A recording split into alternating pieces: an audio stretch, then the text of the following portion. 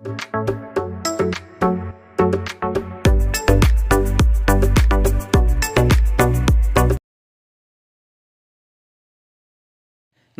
ഏവർക്കും study Nifty മലയാളത്തിന്റെ daily market ന്യൂസിലേക്ക് സ്വാഗതം. ഇന്ന് ഏപ്രിൽ 3 വ്യാഴാഴ്ചയാണ്. ആദ്യം ഇന്ത്യൻ വിപണിയിൽ നിന്ന് ആരംഭിക്കാം. ഒരു ശക്തമായ റിക്കവറി ആയിരുന്നു ഇന്നലെ നമുക്ക് കാണാൻ കഴിഞ്ഞത്. പക്ഷേ ഇന്നലെ ഇന്ത്യൻ വിപണി ക്ലോസ് ചെയ്തതിന് ശേഷം gift Nifty US president Donald ട്രംപിന്റെ താരിഫ് പ്രഖ്യാപനത്തിന് ശേഷം ഗിഫ്റ്റ് നിഫ്റ്റിയുടെ അവസാനത്തെ ഒരു മണിക്കൂറിൽ ഏകദേശം 425 പോയിന്റ്സിന്റെ ഒരു വലിയ ഫോൾ തന്നെയാണ് കണ്ടത്. ഇന്നലെ US പ്രസിഡന്റ് ഡൊണാൾഡ് ട്രംപ് 180-ലധികം രാജ്യങ്ങൾക്കെതിരെ റെസിപ്രോക്കൽ താരിഫ് ചുമത്തുകയുണ്ടായി. ഇനി ഇന്ത്യയിലേക്ക് വന്നാൽ കറൻസി നയങ്ങൾ, വ്യാപാര നിയന്ത്രണങ്ങൾ തുടങ്ങിയ ഘടകങ്ങൾ കണക്കിലെടുത്ത് ഇന്ത്യ US ഉൽപ്പന്നങ്ങൾക്ക് ഏകദേശം 52% തീരുവയാണ് ചുമത്തുന്നത്. എന്നാൽ US ഇപ്പോൾ ചെയ്തിരിക്കുന്നത് ഒരു ഡിസ്കൗണ്ടഡ് റെസിപ്രോക്കൽ താരിഫ് തന്നെയാണ് എന്ന് നമുക്ക് പറയാം. കാരണം ഇന്ത്യൻ ഉൽപ്പന്നങ്ങൾക്ക് 26% തീരുവയാണ് ഇപ്പോൾ ചുമത്തിയിരിക്കുന്നത്. പക്ഷേ മുൻപത്തേതുമായി കമ്പയർ ചെയ്യുമ്പോൾ ഈ താരിഫ് നല്ല കൂടുതലുമാണ്. ഇന്നലെ നമ്മൾ പോഡ്കാസ്റ്റ് വീഡിയോയിൽ പറഞ്ഞിരുന്നു ഫാർമയായിരിക്കും ഒരുപക്ഷെ കൂടുതലായിട്ട് ബാധിക്കപ്പെടാൻ സാധ്യതയുള്ള ഒരു സെക്ടർ എന്ന്. പക്ഷേ ഫാർമ സെക്ടറിനെ ഈ റെസിപ്രോക്കൽ താരിഫിൽ നിന്ന് ഒഴിവാക്കിയിട്ടുണ്ട്. അത് ഫാർമ സെക്ടറിനെ സംബന്ധിച്ച് വളരെ പോസിറ്റീവ് ആവാൻ സാധ്യതയുണ്ട്. ഇനിയിപ്പോൾ ഗിഫ്റ്റ് നിഫ്റ്റി സൂചിപ്പിക്കുന്നത് 300-ലേറെ പോയിന്റ്സിന്റെ ഒരു ഗ്യാപ് ഡൗൺ ഓപ്പണിങ്ങിന് ഇപ്പോൾ സാധ്യതയുണ്ട് എന്ന് തന്നെയാണ്. ഇപ്പോൾ ഓപ്പൺ ചെയ്തിരിക്കുന്ന ഏഷ്യൻ മാർക്കറ്റുകൾ കനത്ത ഇടിവിൽ തന്നെയാണ്. ജപ്പാൻ മാർക്കറ്റ് ഒരു സമയത്ത് 4%, കോസ്പി മാർക്കറ്റ് 2%-ന്റെയും ഇടിവിലായിരുന്നു ട്രേഡ് ചെയ്യുന്നുണ്ടായിരുന്നത്. ഇന്ന് പുലർച്ചെ ക്ലോസ് ചെയ്ത US മാർക്കറ്റുകളിലേക്ക് ഒരു വോളറ്റൈൽ ആയിട്ടുള്ള ഒരു സെഷൻ ആയിരുന്നു ഇന്നലെ US-ൽ കണ്ടത്.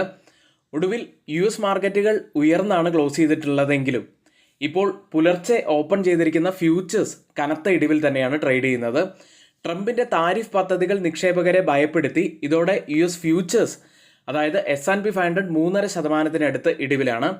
അതായത് ഡൗ ഫ്യൂച്ചേഴ്സ് ഏകദേശം 1000 പോയിന്റ്സിന്റെ ഇടിവിലും ഇപ്പോൾ ട്രേഡ് ചെയ്യുന്നു. ട്രംപിന്റെ റെസിപ്രോക്കൽ താരിഫ് പ്രഖ്യാപനത്തിന് ശേഷം US-ലേക്ക് ഇറക്കുമതി ചെയ്യുന്ന എല്ലാ ഇറക്കുമതിക്കും 10% നികുതിയും ചില രാജ്യങ്ങൾക്ക് അതിലും ഉയർന്ന നികുതിയുമാണ് ട്രംപ് ഇപ്പോൾ ഏർപ്പെടുത്തിയിരിക്കുന്നത്. ഇനി ഈ റെസിപ്രോക്കൽ താരിഫ് അദ്ദേഹം ചുമത്താനുള്ള ഒരു കാരണമായി അദ്ദേഹം കാണുന്നത് അന്യായമായ വ്യാപാരം മൂലം അമേരിക്കയിലെ തൊഴിലാളികളും വ്യവസായങ്ങളും കഷ്ടപ്പെടുന്നുണ്ടെന്ന് അദ്ദേഹം പറയുന്നു. മറ്റു രാജ്യങ്ങൾ ജോലിയും ലാഭവും എടുക്കുന്നുവെന്നും അദ്ദേഹം വാദിക്കുന്നു. അതുകൊണ്ടാണ് ഇപ്പോൾ 10% മുതലുള്ള ഒരു താരിഫ് എല്ലാ രാജ്യങ്ങൾക്കുമെതിരായി US ഇപ്പോൾ ചുമത്തുന്നത്. പ്രധാനപ്പെട്ട താരിഫ് ചുമത്തിയ രാജ്യങ്ങൾ നോക്കിയാൽ ചൈനയ്ക്കെതിരെ 34%, ഇന്ത്യ 26%, യൂറോപ്യൻ യൂണിയൻ 20% എന്നിങ്ങനെയാണ്. ഏതായാലും ഓയിൽ പ്രൈസുകളും കനത്ത ഇടിവിൽ തന്നെയാണ്. ആഗോള വിപണിയും കനത്ത ഇടിവിൽ ട്രേഡ് ചെയ്യുന്നു. മറ്റ് കാര്യങ്ങളിലേക്ക് വരാം. ഇനി ആർക്കെങ്കിലും നമ്മുടെ പെയ്ഡ് എഡ്യൂക്കേഷൻ ടെലഗ്രാം ചാനലിൽ ജോയിൻ ചെയ്യാൻ താല്പര്യമുണ്ടെങ്കിൽ തൊട്ടുമുകളിൽ നമ്മളിവിടെ ഒരു വാട്സ്ആപ്പ് നമ്പർ നൽകിയിട്ടുണ്ട്. ആ നമ്പറിൽ മെസ്സേജ് അയച്ച് നിങ്ങൾക്ക് ഗ്രൂപ്പിൽ ജോയിൻ ചെയ്യാവുന്നതാണ്. ഇനി ഇന്നത്തെ നമ്മുടെ വീഡിയോയുടെ ലൈക്ക് ടാർഗറ്റ് 200 ലൈക്കുകൾ തന്നെയാണ്. എല്ലാ സുഹൃത്തുക്കളും ഇപ്പോൾ തന്നെ ലൈക്ക് ചെയ്യാൻ ശ്രമിക്കുക. ചാനൽ ആരെങ്കിലും സബ്സ്ക്രൈബ് ചെയ്യാൻ മറന്നുപോയിട്ടുണ്ടെങ്കിൽ ദയവ് ചെയ്ത് ചാനൽ കൂടി ഒന്ന് സബ്സ്ക്രൈബ് ചെയ്യുക. ഇന്നത്തെ പ്രധാനപ്പെട്ട കുറച്ച് വാർത്തകളിലേക്കാണ്. റെസിപ്രോക്കൽ താരിഫ് തന്നെയാണ് ഇന്നും പ്രധാനപ്പെട്ട ഒരു വിഷയമായിട്ട് വരുന്നത്. റഷ്യൻ എണ്ണയ്ക്ക് US തീരുവ ചുമത്തിയാൽ റഷ്യയിൽ നിന്നുള്ള ഇന്ത്യയുടെ ക്രൂഡ് ഇറക്കുമതി കുറയുകയും ചെലവ് വർദ്ധിക്കുകയും ചെയ്യും. അതായത് ഇറക്കുമതി ബിൽ വർദ്ധിക്കും എന്നർത്ഥം. കിഴിവിലുള്ള റഷ്യൻ എണ്ണവിലയിലേക്കുള്ള പ്രവേശനം നഷ്ടപ്പെടുന്നത് ഇന്ത്യയുടെ എണ്ണ ഇറക്കുമതി ബിൽ ബാരലിന് $3 മുതൽ $6 വരെ വർദ്ധിപ്പിച്ചേക്കും. ഇനി ഓയിൽ ഇറക്കുമതിയിൽ റഷ്യയുടെ ഒരു പങ്ക് നോക്കിയാൽ ഇന്ത്യ റഷ്യയിൽ നിന്ന് ഏകദേശം 35% ക്രൂഡ് ഇറക്കുമതി ചെയ്യുന്നു. റഷ്യയുടെ ഈ ഓയിൽ ഇറക്കുമതിയിൽ ഒരു തടസ്സം നേരിടുകയാണെങ്കിൽ അത് വിതരണത്തെ തടസ്സപ്പെടുത്തും, കൂടാതെ ചെലവ് വർദ്ധിപ്പിക്കുകയും ചെയ്യും. ഏതായാലും ഉയർന്ന എണ്ണവില റിഫൈനറി മാർജിനുകൾ, കൂടാതെ ഇന്ധന വിലകൾ, പണപ്പെരുപ്പം എന്നിവയെ ബാധിക്കാനുള്ള സാധ്യതയുണ്ട്. ഏതായാലും ഇപ്പോഴത്തെ ഈ ഒരു പ്രശ്നം കാരണം പല പ്രധാനപ്പെട്ട കമ്പനികൾക്കും ഇത് നെഗറ്റീവായി ബാധിക്കാനുള്ള സാധ്യതയാണുള്ളത്. പ്രത്യേകിച്ച് Reliance industries, IOC, BPCL, HPCL, MRPL തുടങ്ങിയ കമ്പനികൾക്ക് ഈ ഒരു വാർത്ത നെഗറ്റീവ് ആവാൻ സാധ്യതയുണ്ട്.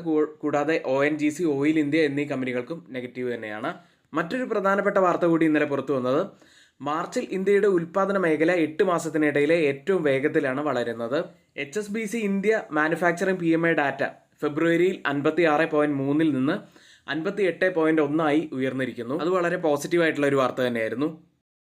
അടുത്തതായി പ്രധാനപ്പെട്ട കമ്പനികളുടെ Q4 അപ്ഡേറ്റുകളിലേക്കാണ്. ആദ്യം പഞ്ചാബ് നാഷണൽ ബാങ്ക്. ഗ്ലോബൽ ബിസിനസ്സിൽ 14% വർധനവാണ് ഇയർ ഓൺ ഇയറിൽ രേഖപ്പെടുത്തിയത്.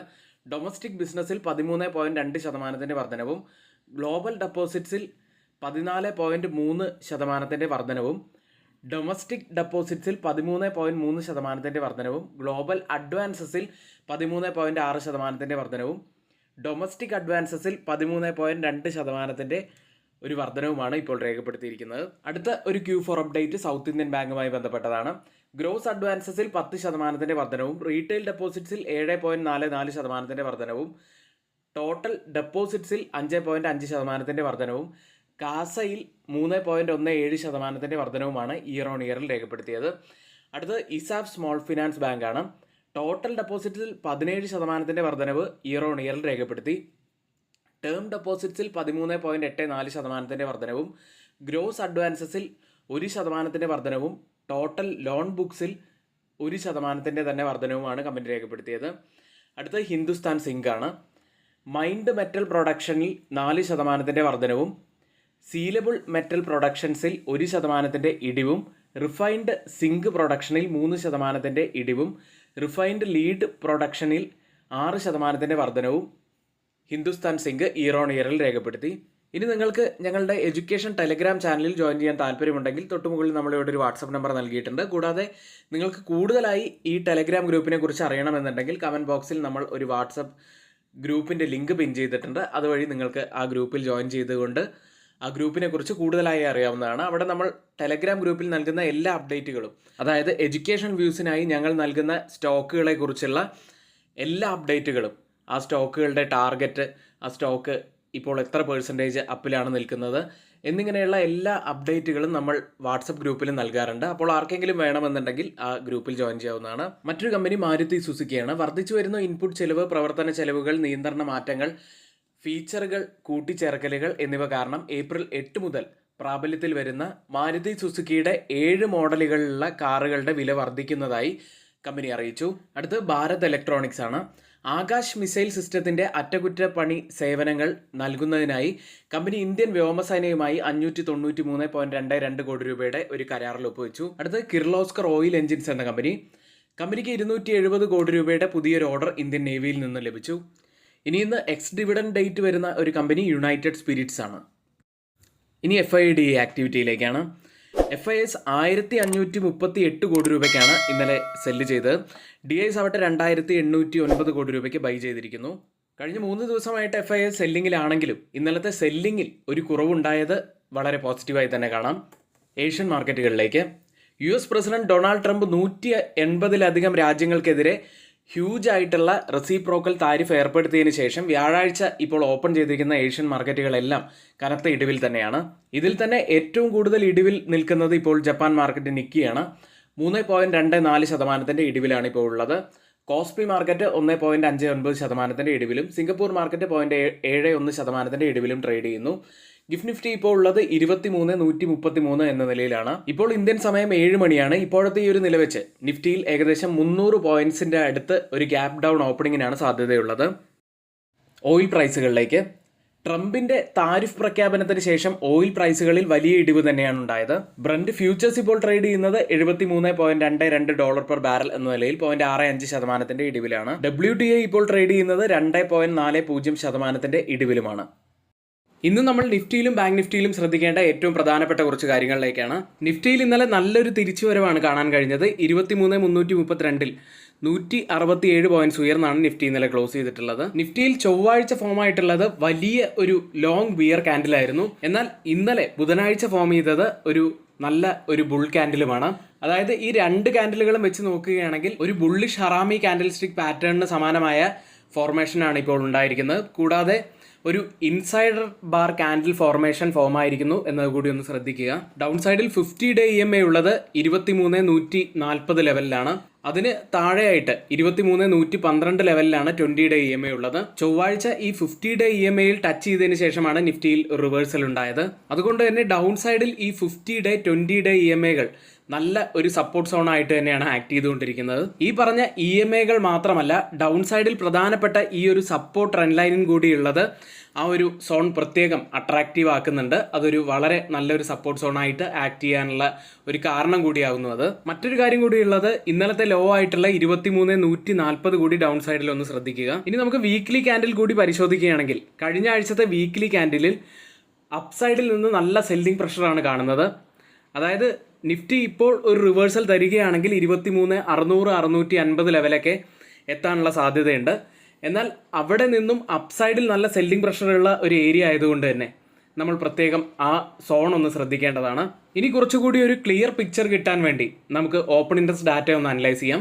കോൾ സൈഡിൽ കൂടുതൽ ഓപ്പൺ ഇൻട്രസ്റ്റ് രേഖപ്പെടുത്തിയിരിക്കുന്ന ആദ്യത്തെ സ്ട്രൈക്ക് 23,500 അതിനുശേഷം 23,600 സ്ട്രൈക്ക്, അതിനുശേഷം 24,000 സ്ട്രൈക്കിലുമാണ്. പുട്ട് സൈഡിൽ കൂടുതൽ ഓപ്പൺ ഇൻട്രസ്റ്റ് രേഖപ്പെടുത്തിയിരിക്കുന്ന ആദ്യത്തെ സ്ട്രൈക്ക് 23,000 അതിനുശേഷം 23,200 സ്ട്രൈക്ക്, അതിനുശേഷം 22,500 സ്ട്രൈക്കിലുമാണ്. വീക്ക്ലി ഓപ്പൺ ഇൻട്രസ്റ്റ് ഡാറ്റ പ്രകാരം റെസിസ്റ്റൻസ് ആവാൻ സാധ്യതയുള്ളത് 23,500 സപ്പോർട്ട് ആവാൻ സാധ്യതയുള്ളത് 23,200. അടുത്തതായി ചേഞ്ച് ഇൻ ഓപ്പൺ ഇൻട്രസ്റ്റ് ഡാറ്റയാണ്. 23,300 സ്ട്രൈക്കിൽ 171% വർധനവ് പുട്ട് സൈഡിൽ കാണാം, ലോങ് ബിൽഡപ്പാണ്.